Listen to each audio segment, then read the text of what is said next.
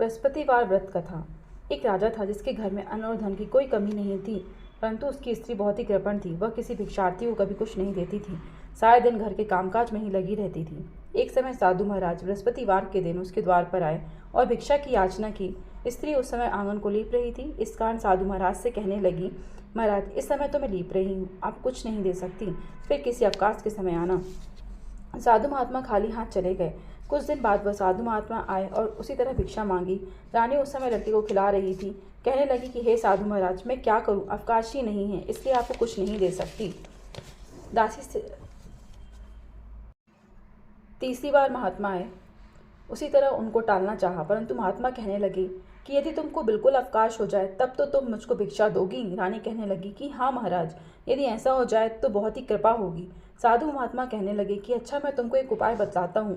बृहस्पतिवार को दिन चढ़ने पर उठो, घर में झाड़ू आदि लगाकर कूड़ा एक तरफ इकट्ठा करके रख दो, घर में चौका मत लगाओ, फिर स्नान आदि करके घर वालों को कह दो कि वह हजामत आदि अवश्य बनवाएं। रसोई बनाकर चूल्हे के पीछे रख दो, सामने कभी न रखो। सायंकाल को बहुत अंधेरा होने के बाद दीपक जलाया करो तथा बृहस्पतिवार को पीले वस्त्र कभी मत धारण करना, ना ही पीले रंग की चीज़ों का भोजन करना। यदि ऐसा करोगी तो तुमको घर का कोई काम नहीं करना पड़ेगा। रानी ने ऐसा ही किया। बृहस्पतिवार को खूब दिन चढ़ने पर उठी, झाड़ू आदि लगाकर कूड़े को घर में एक तरफ इकट्ठा कर दिया। पुरुषों ने भी हजामत आदि बनवाई। भोजन बनाने के पश्चात चूल्हे के पीछे रख दिया। उसके पश्चात वह सब बृहस्पतिवार को ऐसा ही करती रही। अब कुछ काल के बाद उसके घर में खाने तक को अनाज दाना नहीं रहा और भोजन के लिए दोनों समय परिवार तरसने लगा। राजा रानी से कहने लगा कि रानी, तुम यहीं पर रहो, मैं दूसरे देश को जाता हूँ, क्योंकि यहाँ पर सभी मनुष्य मुझे जानते हैं, इसलिए कोई छोटा कार्य नहीं कर सकता। देश चोरी परदेश भिक्षा के बराबर होता है। ऐसा कहकर राजा परदेश चला गया। वहाँ जंगल से आता, लकड़ी काट कर लेकर आता, शहर में बेचता। इस प्रकार अपना जीवन व्यतीत करने लगा। राजा के घर रानी और दासी दुखी रहने लगी। किसी दिन भोजन मिलता और किसी दिन जल पीकर ही रहना पड़ता। एक बार जब रानी और दासी से कहा, हे दासी, यहाँ पास के नगर में मेरी बहन रहती है, वह बड़ी धनवान है, इस कारण तू उसके पास जा, वहाँ से 5 शेर भेजर लेके आ, जिससे कुछ समय के लिए गुजर बसर हो जाएगी। इस प्रकार रानी की आज्ञा मानकर दासी उसकी बहन के पास गई। रानी की बहन उस समय पूजा कर रही थी, क्योंकि उस रोज बृहस्पतिवार था। जब दासी ने रानी की बहन को देखा तो वह बोली, हे रानी, मुझे तुम्हारी बहन ने भेजा है, मेरे लिए 5 शेर भेजर दे दो। इस प्रकार दासी ने कई बार कहा, परंतु रानी ने कुछ उत्तर नहीं दिया, क्योंकि वह उस समय बृहस्पतिवार की व्रत की कुछ कथा कहानी सुन रही थी। इस प्रकार जब दासी को किसी प्रकार का उत्तर ना मिला तो वो बहुत दुखी हुई और क्रोध भी आया और लौटकर अपने गांव में रानी के पास आकर बोली, हे रानी, तुम्हारी बहन तो बड़ी बहुत आदमिन है, वह बहुत छोटे मनुष्य से बात भी नहीं करती, इसलिए जब मैंने उससे कहा तो उसने मुझे कोई उत्तर नहीं दिया। तो रानी ने कहा, इसमें उसका कोई दोष नहीं है, जब बुरे दिन आते हैं तब कोई सहारा नहीं देता, अच्छे बुरे का पता विपत्ति में ही चलता है, जैसी ईश्वर की इच्छा होगी वही होगा, यह सब हमारे भाग्य का दोष है। उधर उस रानी ने देखा कि मेरी बहन की दासी आई थी, परंतु मैं उससे नहीं बोली, वह बहुत दुखी हुई होगी। यह सोचकर कहानी को सुन और विष्णु भगवान का पूजन समाप्त करके वह अपनी बहन के घर चल दी और जाकर अपनी बहन से कहने लगी, हे बहन, मैं बृहस्पतिवार का व्रत कर रही थी, तुम्हारी दासी गई, परंतु जब तक कथा होती है तब ना उठते हैं और ना बोलते हैं, इसलिए मैं नहीं बोली। कहो, दासी क्यों गई थी? रानी बोली, बहन, हमारे घर अनाज नहीं था, वैसे तुमसे कोई बात छिपी नहीं है, इस कारण मैंने दासी को तुम्हारे पास 5 शेर भेजा लेने के लिए भेजा था। रानी बोली, बहन देखो, बृहस्पति भगवान सबकी मनोकामना पूर्ण करते हैं, शायद तुम्हारे घर में अनाज रखा हो। इस प्रकार के वचन रानी ने सुने तो घर के अंदर गई और वहाँ उसे एक घड़ा भेजर का मिल गया। तब वह रानी और दासी कहने लगी, हे रानी, देखो, वैसे हमको भोजन नहीं मिलता, इसलिए हम आज ही व्रत करते हैं, अगर इनसे व्रत और कथा की विधि पूछ ली जाए तो उसे हम भी किया करेंगे। तब उस रानी ने अपनी बहन से पूछा कि बहन, बृहस्पतिवार के व्रत की कहानी कैसी है, यह व्रत कैसे करना चाहिए? रानी की बहन ने कहा, हे बहन, गुरुवार के व्रत में चने की दाल मुनक्का से विष्णु भगवान का केले की जड़ में पूजन करो तथा दीपक जलाओ, पीला भोजन करो तथा कहानी सुनो। इस प्रकार करने से गुरु भगवान प्रसन्न होते हैं, अन्न पुत्र धन देते हैं और मनोकामना पूर्ण करते हैं। इस प्रकार से रानी और दासी दोनों ने निश्चय किया कि बृहस्पति भगवान का पूजन अवश्य करेंगे। 7 रोज बाद जब बृहस्पतिवार का दिन आया तो उन्होंने व्रत रखा, गुड़साल में जाकर चढ़ा और गुड़ बीन कर ले आई, उसी की दाल से केले की जड़ का तथा विष्णु भगवान का पूजन किया। अब पीला भोजन कहाँ से आए?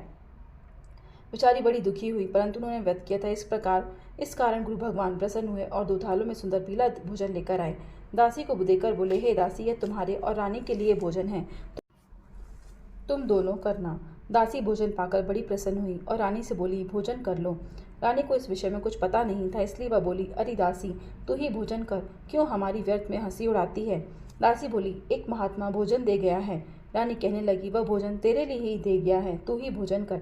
दासी कहने लगी, वह महात्मा हम दोनों को 2 थालों में भोजन दे गया है, इसलिए हम और तुम दोनों ही साथ साथ भोजन करेंगे। इस प्रकार रानी और दासी दोनों ने गुरु भगवान को नमस्कार करके भोजन प्रारंभ किया तथा वह प्रत्येक बृहस्पतिवार को गुरु भगवान का व्रत और विष्णु पूजन करने लगी। बृहस्पति भगवान की कृपा से फिर रानी और दासी के पास काफ़ी धन हो गया। रानी फिर इसी प्रकार का आलस्य करने लगी। तब दासी बोली, देखो रानी, तुम पहले भी इसी प्रकार का आलस्य करती थी, तुम्हें धन रखने में कष्ट होता था, इस कारण सभी धन नष्ट हो गया, और अब गुरु भगवान की कृपा से धन प्राप्त हुआ है तो तुम्हें फिर आलस्य होता है। बड़ी मुसीबतों के बाद हमने यह धन पाया है, इसलिए हमें दान पुण्य करना चाहिए, भूखे मनुष्य को भोजन कराना चाहिए, प्याऊ लगवाओ, ब्राह्मणों को दान दो, कुआं, तालाब, बावड़ी आदि का निर्माण करवाओ, मंदिर पाठशाला बनवा कर दान दो, कुंवारी कन्याओं का विवाह कराओ, धन को शुभ कार्यों में खर्च करो, जिससे तुम्हारा यश फैलेगा और स्वर्ग की प्राप्ति होगी। रानी इस प्रकार कर्म करने प्रारंभ किए तथा उसका यश फैलने लगा। रानी और दासी विचारने लगी कि ना जाने राजा किस प्रकार से होंगे, उनकी कोई खबर नहीं है। गुरु भगवान से उन्होंने प्रार्थना की। तब भगवान ने रात्रि में राजा को स्वप्न में कहा, हे राजा, उठ, तेरी रानी तुझको याद करती है, अपने देश को जा। राजा प्रातःकाल उठा और विचार करने लगा। स्त्री जाति खाने और पहनने की संगनी होती है, पर भगवान की आज्ञा मानकर वह अपने नगर के लिए चलने को तैयार हुआ। इससे पूर्व जब राजा परदेश चला गया था तो प्रतिदिन जंगल में से लकड़ी काट कर लाता और उन्हें शहर में बेचकर अपने दुखी जीवन को कठिनाई से व्यतीत करता था। एक दिन राजा दुखी होकर पुरानी बातों को याद करके रोने लगा। तब उस जंगल में से बृहस्पतिवार के दिन एक साधु का रूप धारण करके आ गए और राजा के पास आकर बोले, हे लकड़हारे, तुम इस जंगल में किस चिंता में बैठे हो, मुझको बतलाओ। यह सुनकर राजा नेत्रों में आंसू भर आए और बोले, हे प्रभु, आप सब कुछ जानते हैं। इतना कह साधु को अपनी संपूर्ण कहानी बतला दी। महात्मा दयालु थे, उससे बोले, हे राजा, तुम्हारी स्त्री ने बृहस्पतिवार के दिन बृहस्पति भगवान का अपमान किया था, जिसके कारण तुम्हारी ये दशा हुई है। अब तुम किसी प्रकार की चिंता मत करो, भगवान तुम्हें पहले से अधिक धनवान करेंगे। देखो, तुम्हारी स्त्री ने बृहस्पतिवार का व्रत करना प्रारंभ कर दिया है और तुम मेरा कहना मानकर बृहस्पतिवार का व्रत करके चने की दाल, गुड़, जल को लोटे में डालकर केले का पूजन करो। फिर कथा कहो और सुनो, भगवान तुम्हारी सभी मनोकामना को पूर्ण करेंगे। साधु को प्रसन्न देख राजा बोले, हे प्रभु, मुझे लकड़ी बेचकर इतना पैसा नहीं मिलता जिससे भोजन करने के उपरांत कुछ बचा सकूं। मैंने रात्रि में अपनी रानी को व्याकुल देखा है, मेरे पास कुछ भी नहीं है जिससे कम से कम उसकी खबर मंगा सकूं, और मैं कौन सी कहानी कहूँ यह मुझको मालूम नहीं है। साधु ने कहा, हे राजा, तुम किसी प्रकार की चिंता मत करो।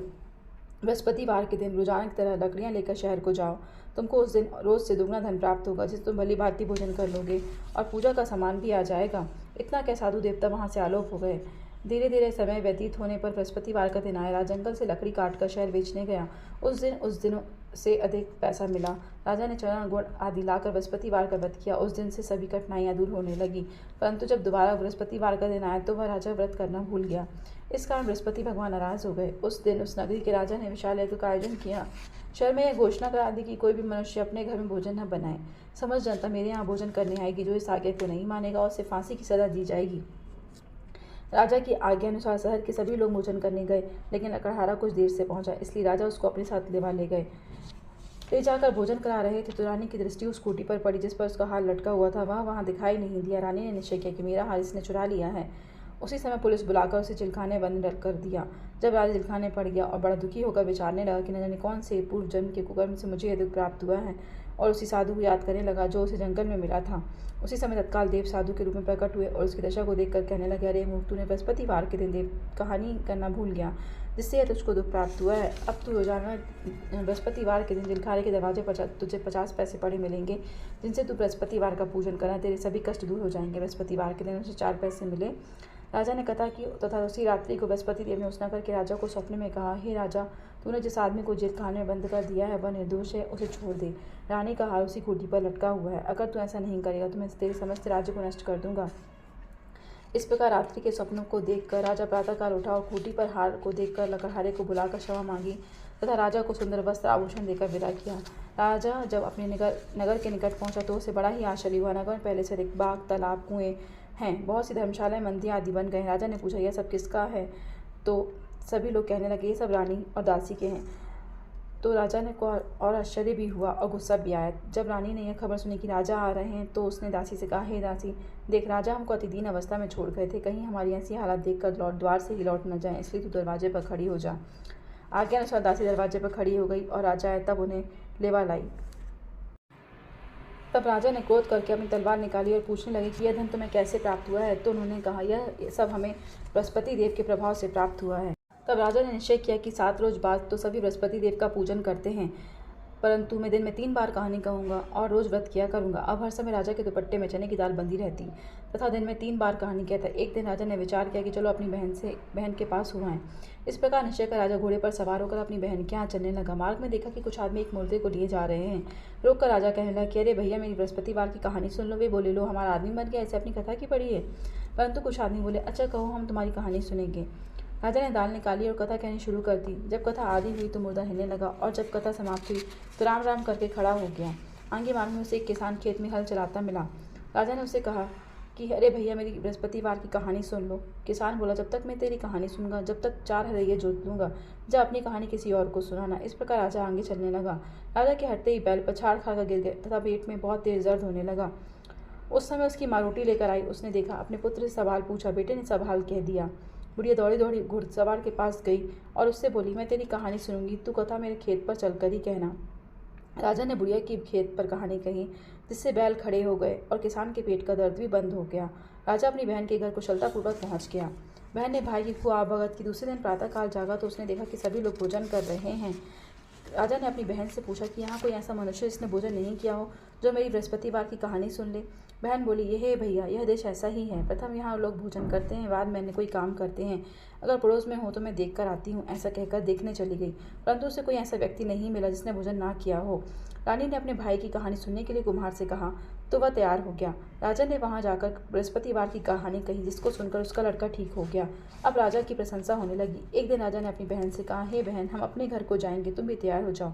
यह बात राजा की बहन ने अपनी सास से कही। सास बोली, हाँ तू चली जा, परंतु अपने बालकों को मत लेके जाना, क्योंकि तेरे भाई की कोई औलाद नहीं है। बहन ने अपने भैया से कहा, हे भैया, मैं तो चलूंगी, परंतु कोई बालक नहीं जाएगा। राजा बोला, जब कोई बालक नहीं जाएगा तो तुम जाकर क्या करोगी। बड़े दुखी मन से राजा अपने नगर को लौट आया। राजा ने अपनी रानी से कहा, हम निर्वंशी हैं, हमारा मुंह देखने का भी धर्म नहीं है, और अन्न जल त्याग कर उदास होकर अपने बिस्तर पर लेट किया। रानी बोली, हे प्रभु, बृहस्पतिवार देव ने हम सबको दिया, वे हमें संतान भी अवश्य देंगे। उसी रात्रि को बृहस्पति देव ने राजा से सपने में कहा, हे राजा, उठ, सभी सोच त्याग दे, तेरी रानी गर्भ से है।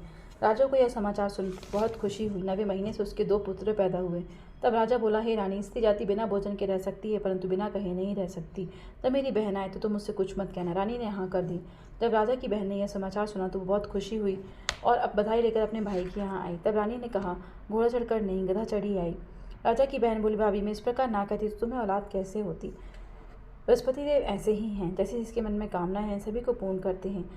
जो भावना से प्रेम पूर्वक बृहस्पतिवार का व्रत करता है, कथा पढ़ता है अथवा सुनता है और दूसरों को सुनाता है, बृहस्पति देव उनकी सभी मनोकामना पूर्ण करते हैं। बोलिए बृहस्पति देव भगवान की जय।